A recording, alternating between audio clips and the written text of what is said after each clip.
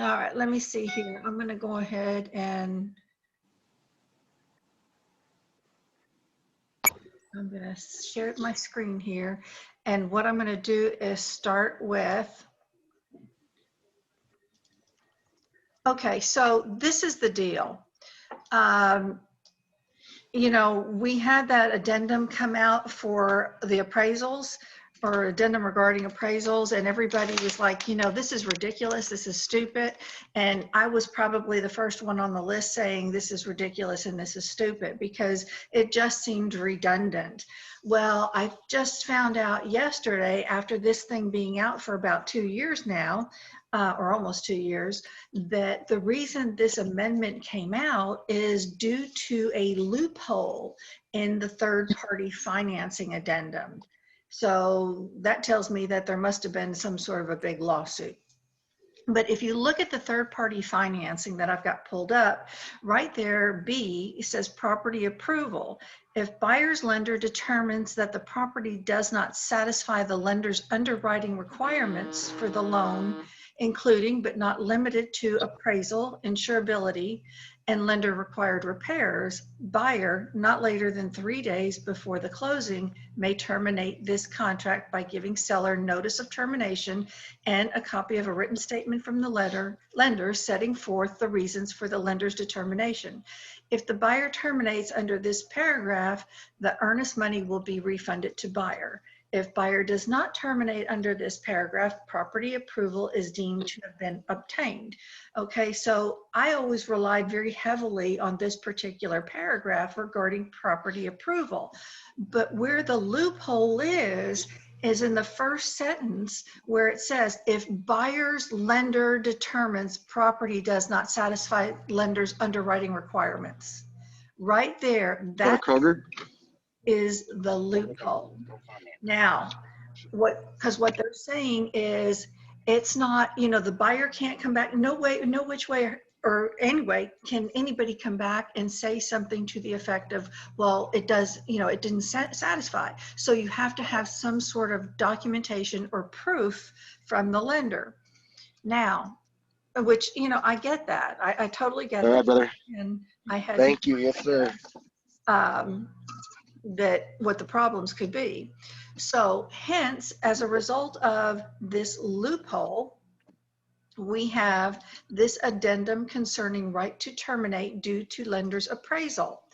And this addendum has caused so much grief and so much confusion between everybody. It just stinks. But the thing is, I'm going to explain it to you now. All right, on this addendum, I've got to moving everybody around here. On this addendum, now we can only use this addendum for conventional loans. You cannot use it for an FHA. You cannot use it for a VA because FHA and VA actually have similar verbiage to this addendum. But on a conventional loan, number one, if you use this addendum, number one is saying that the buyer waives the right to terminate. Now, this is where they say, like, if you're in multiple offers and you want to come in and you want to offer over the list price or over the sales price, and money is not an object, there's no problems there. The buyer's waiving his right to, you know, to terminate because he's got an extra $5 grand, 10,000 he can bring to the table. All right. Does that make sense? Yes. Okay. At least one person said yes. Yes. Trust me. I mean, it took me, you know, I have to, it takes a while for me to absorb this, for me to get it to where it makes sense. All right, hang on a minute. Let's see. All right. So then we move on to number 2, the partial waiver. Buyers waiving the right to terminate under the third-party financing if the value comes in at X amount or more. So what he's saying is, oh, here's Maria now. So what he's saying is under number 2, that if the property comes in at the sales price or the loan amount, which is what you would put in here. The opinion of value is, say, the sales price, or you're going to put in the loan amount. If it comes in at that much or more, the buyer's not going to waive his right to terminate. He's not going to terminate. He's waiving his right to terminate. Okay? Does that make sense? So, okay. It takes a while. All right, now let me give you number 3. Number 3 is the additional right to terminate, saying that the buyer may terminate as long as the appraisal is obtained by the buyer is less than. So say the house is $320,000. So as long as the appraisal comes in less than the $320,000, they're waiving their right. They can they can terminate. So, okay, let me back up. Number 3 says the buyer can terminate if it doesn't make value, which But is, isn't this what the third party says? yeah, but the loophole, okay, so let me show you. The loophole, and this, you're right, Vicki, and this is what I've been fighting because I'm real hard at it. The same thing. It says the same thing. However, the loophole in the third party is that only the buyer's lender can determine whether or not it satisfies underwriting requirements. Only Who the else lender. can it? So now we have more reasons and options. Yes, now I know what you're saying, Vicki, that what lender is not going to say it doesn't satisfy. But if you look over here to number 1, right here, the buyer's saying, well, you know what, if the property doesn't appraise, I'm okay with that. I have an extra $5,000 or $10,000 I can bring to the table. Okay? So in other words, if the property appraises for more, No, if the property appraises for less. For less. okay, so they have enough money to take that to the table to Right. close. Or Okay. say multiple offer situation and somebody's offering $5,000 over list price. And the property's not going to appraise for the $5,000, but it appraises for list price. On checking number 1, they're saying, I've still got the money and I can buy it. Oh, so instead of doing an extra addendum or amendment, it's already put in there. Yes, but this I is got you. why when you're in a multiple offer situation, this is going to tell the seller or the listing agent, hey, look, I've got the money. I can do this deal. I've got another $5,000 I can bring to the table. Don't worry about it. I'm offering $5,000 over list price. It's cool. I got it. No big deal. I can do this. Okay. Now, my take on this is I feel like you must verify this with the lender when you do this, because the lender, is the guy with the gold, and that's the golden rule. The guy with the gold rules. So the lender has to be okay with this, that this person actually does have this money. The lender's the only one that's going to know, not the buyer. I mean, the buyer's going to say, yeah, I got the money, but the lender's verified his funds. So anytime you're in this situation, be sure you check with the lender, hey, Mr. Lender, I'm writing a contract. We're offering $5,000 over list price. If this comes back, does this buyer have the money to bring to the closing table? Okay. Okay. Sounds good. Okay, number 2 is the partial waiver. All right, so the partial waiver,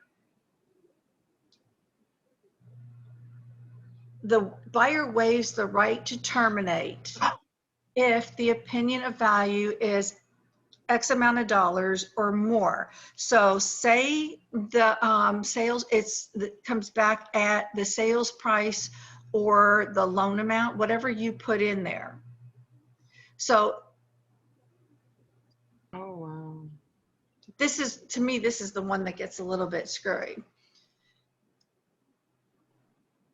If the value waiving the right to terminate if the value comes in at the sales price or more, or you can put like the loan amount or more. All right. but we're always going to put the sales price in there. So they're not going to terminate. They're giving up the right to terminate as long as it comes in at X amount of dollars or more, which is very much like the FHA or VA wording. But Correct? that always happens. If the appraised value comes more, who's going to terminate? Well, exactly. Exactly. Yes. It's good for the buyer. Right. So it's really kind of redundant. I agree. I'm not going to disagree with you. I'm not going to disagree.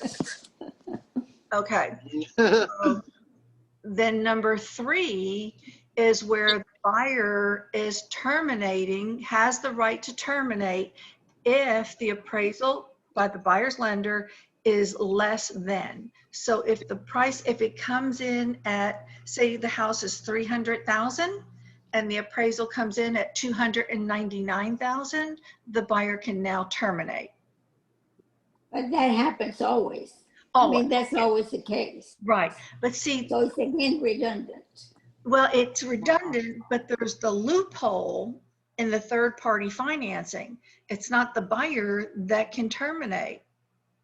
It's the lender that has to do the terminating. So the loophole is being filled by saying the lender can do this, but now with this document, the buyer can do it. I have a question. Yeah. So say the property is valued at 300,000. Mm-hmm. The appraisal comes back at 275, but they've all overbid it by big time. And now, now we're buying it for 325,000. Mm-hmm. So this paragraph, if I put down, if the house comes back for 290,000 or less, I'm not buying it. The appraisal, or the buyer's not buying it. All Is right. can that work as well? Yeah. And that I believe you would want to check number 2. Okay. All right. I'll have I'm to just trying to wrap my head around how you use it. Well, okay, yeah. So number 1 is the right to terminate if they've got a lot of money. Say the property's 300,000, multiple offers come in. Now the price of the house, you're getting it for 325,000. So up here on number 1, the buyer's saying, I can pay 325. My loan is only for 300 or, whatever, but I've got $25,000 extra I can bring to the table. Gotcha. Okay. Number 2 is saying if the value of opinion is say 300,000 or more, he's waiving his right to terminate. So if it comes back at say 300,000 or 301, they're waiving their right to terminate. That's a no-brainer, right? Right. No-brainer. All right.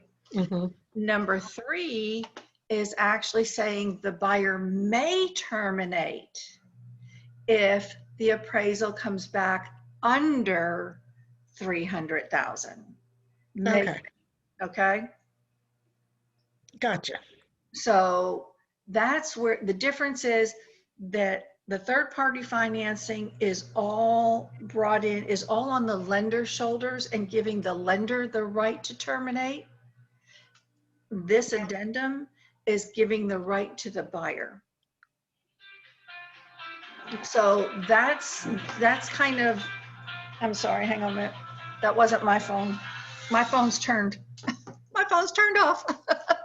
Okay, so that's giving, so now we have both parties having the right to terminate.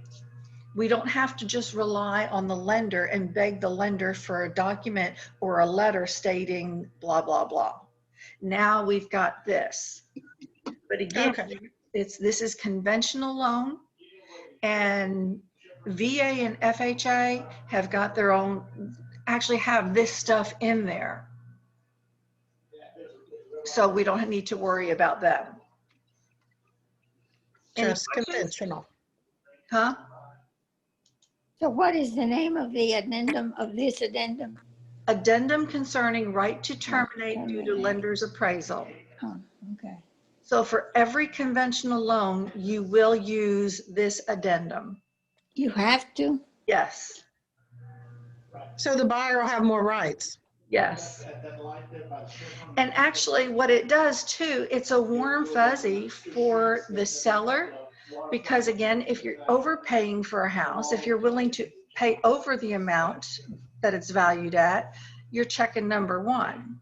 And then number three is right here, you want to be sure that if it comes back at 2.9, okay, number three, where a good thing for number three is what happens if you're borrowing money to buy a house, the $300,000 house, the appraisal comes back at say 290, but the loan amount is for 280.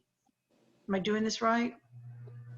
So the loan amount is still, Under, where am I at here with this? I had it in my head, now it's gone. So if the loan amount, if the appraisal comes back over the loan amount, the lender may still lend on it. Whereas this way, number three gives the buyer the authority to terminate. walk away. Yes. So, and that's where it's a little bit sticky, because before we would automatically just go back into negotiations, right? So this doesn't mean that you can't go back into negotiations. It just says that the buyer can terminate. Because the lender might go, well, we're still fine. It's still over what, it's still valued over what we're loaning you. So what's the, Yeah, but then, what's the problem? but then they have to come up with that money difference and they might not have that in pocket. Well, okay, on this case here, they're coming up with less. They've already decided that they can, so there's, they're coming up with, you see what I'm saying? Oh, gotcha now. I gotcha. It's only number one where they're having to come up with more money. So they got the financing for 300,000, but it's appraising for 280. Yes. And And they'll, the lender was actually lending 280. oh, So, okay. and the lender saying, that's fine. We don't care. It's appraising for what we're lending on it. No problem. But the buyer may not want that. Exactly. Exactly. No buyer wants that. No, they So, feel like they overpaid. yeah, exactly. Yeah. I mean, I would. Me too. Yeah, I'd want it to appraise for the sales price. So that's where you're protecting your buyer on these things. Makes sense now. It finally made sense. I mean, I'm telling you, I'm so glad to be able to talk to him about this. And then, When you fill this out, you have to do all three of them? no, you pick one, 2, or 3. But how do you know it's going to be more or less? Well, that's the thing. Number one, you're only going to pick if you're in a multiple offer situation and your buyer has the extra money to bring to closing. Okay. Okay. Number two, you're only going to pick if you're concerned that there could be, like if it's the loan value, you want it that they're waiving their right to terminate as long as it appraises for the loan amount or more. So if they're paying 300,000 and it comes back appraising for 320, they're going to go forward and No. they're not going to pay any more. Well, on what'd you say? Well, if it appraises for more than the loan amount, so say they're, yes. Yeah. Yes. So we've got the sales price and the loan amount. So number two is saying that if you put the sales price in there or you put the loan amount in there, I would tend to think you'd put the loan amount in there. So if it comes back over the loan amount, then the buyer's waiving the right to terminate. But I would actually put the sales price in there if it were me, okay? And then number three is saying that the buyer can terminate according to the appraisal obtained if it's less than. So if the house is 300,000 and it comes back less than 300,000, the buyer's going to terminate.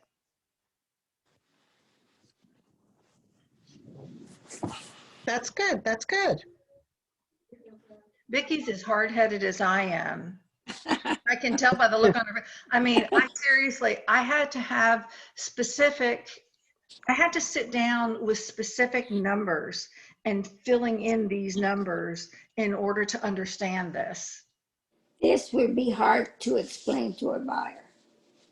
It's hard to explain, but it's not hard to explain when you fill in the blank and you go, okay, so we'll match this. And if your appraised value comes back under 300,000 within 15 days and you want to terminate, you can terminate. That's real simple. But this number 3 is the same as the third one. Come here. It's the same as what? The third party. Except for the third-party financing doesn't give the buyer the right to terminate.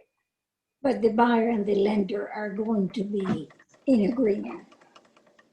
Ella, Apparently a judge, somebody went in front of a judge. And they didn't agree, the lender and the buyer. Something happened. Like the buyer wanted to terminate and the lender didn't let them. Could be. I'm sure we'll find out sooner or later if we're around long enough. Yeah. But yes, so now, because what they're saying, you know, the whole purpose of this was that the third-party financing gives these rights, but left the actual client out of them. Okay. And put it all on the shoulders of the lender. Lender. And basically took away the buyer's rights, which that I understand. Yeah. They gave But the lender has the money, so. the guy with the gold rules. So the lender got the money, but the lender, so my thing is, then we go to the other one where if the lender says, well, fine, it appraised for the loan amount, what's the problem? Well, for me, that's a problem. I Right, wanted to appraise for the sales price. right. So that's where you can put, that's where number 2 comes in effect. Or number 3.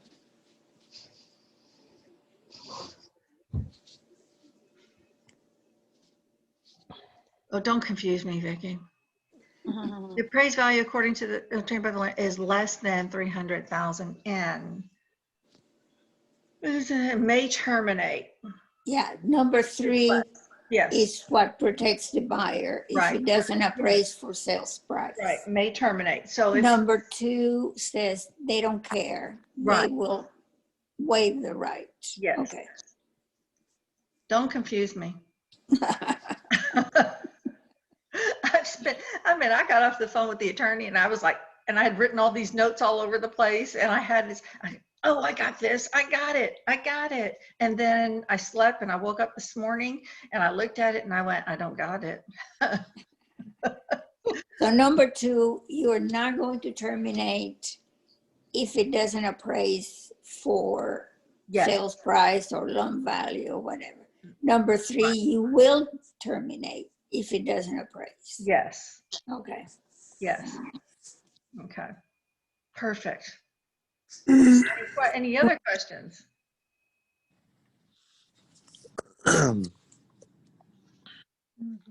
Nope. I think it's good. You think it's good? Okay, awesome. Now, when I go to use it, I might be on the phone with you. Well, yeah, and then we might be having a calculator come out.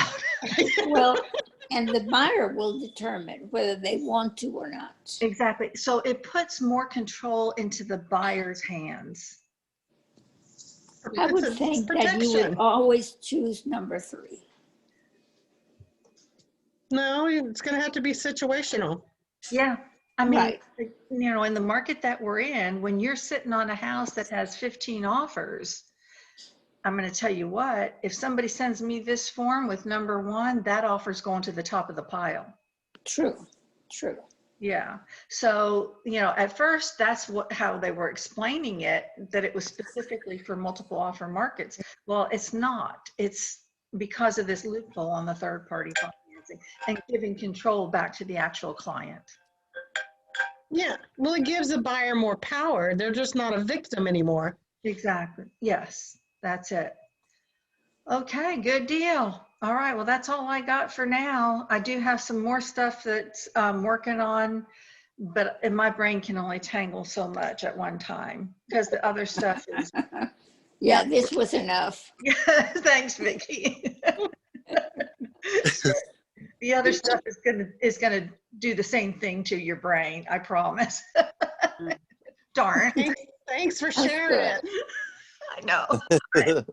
I'll still be calling you. Yeah, right. You'll think